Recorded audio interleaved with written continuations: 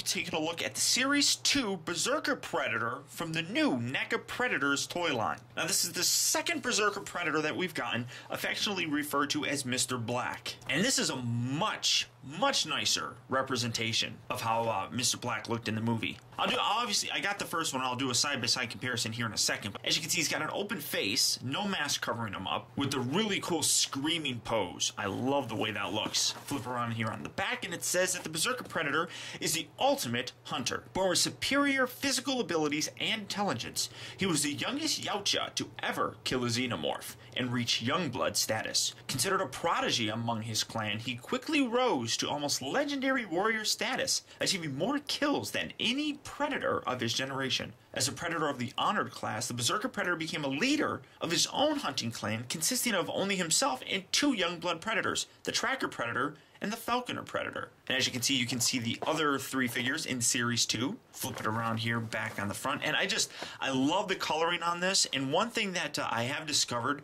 the heads are swappable. And I'm really kind of excited about popping that head off and putting the head with the really cool mask on this figure. I think it's just going to look fantastic because I don't really think much else is different. Maybe none of the hair even looks the same. So just swap out the heads and we're going to have a really cool looking Mr. Black Predator. So let's get this guy open and see what we have. Okay, so here we have the Unmasked Berserker Predator opened up and out of its packaging. And visually, in terms of the way that he's painted, there are a lot of differences between this one and the original. The first thing that you're obviously going to notice is he doesn't have his mask on. The next thing that you're going to notice, if I get in close enough, hopefully you can see it, he's a much different color. As opposed to this kind of tannish color, he is now grayish on this, which is a whole lot more movie accurate. Now some people have complained about it because, you know, this version right here is nice, but this one is the way that he looked in the movie. Much darker skin tone than this guy, making him almost look like he's not Mr. Black, except for the helmet.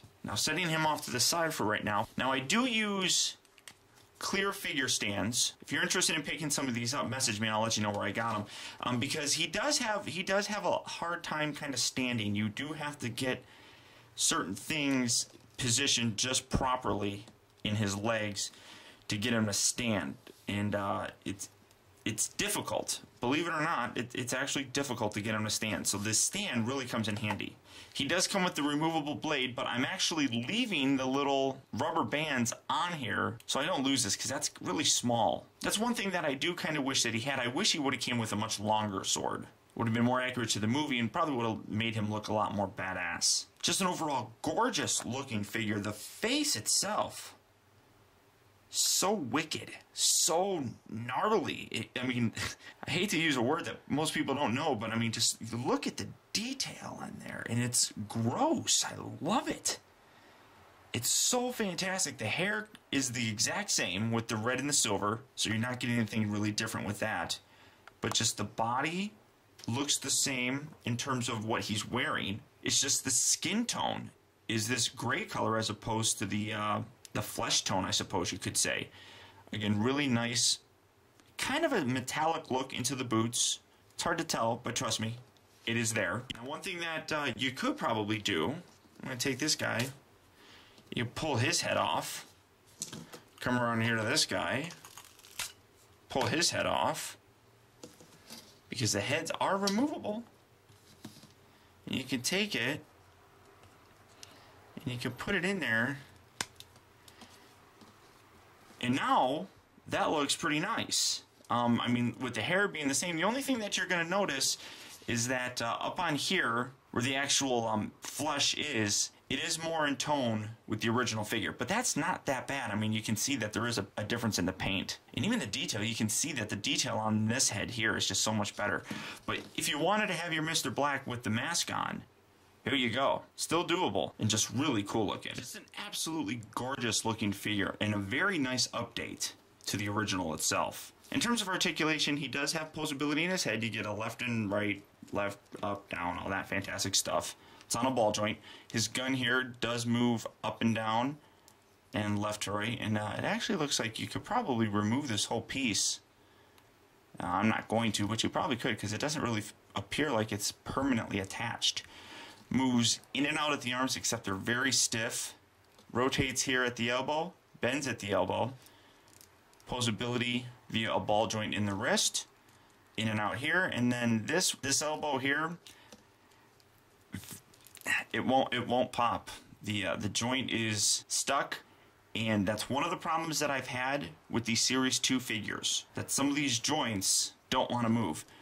Waist articulation, obviously, but when you're moving things around, be wary of that. Don't force it, because you can snap the peg that's attached to. I haven't tried the freezer trick where you put them in the freezer and let them get super cold and then try doing it. The cold will stiffen the plastic, allowing you to get a little bit more force in the popping of this joint. So maybe that would do it, maybe it wouldn't. I'm not sure. Back and forth at the leg, it kind of has a cut joint that allows you to rotate it outward. Rotate here at the upper part of the thigh.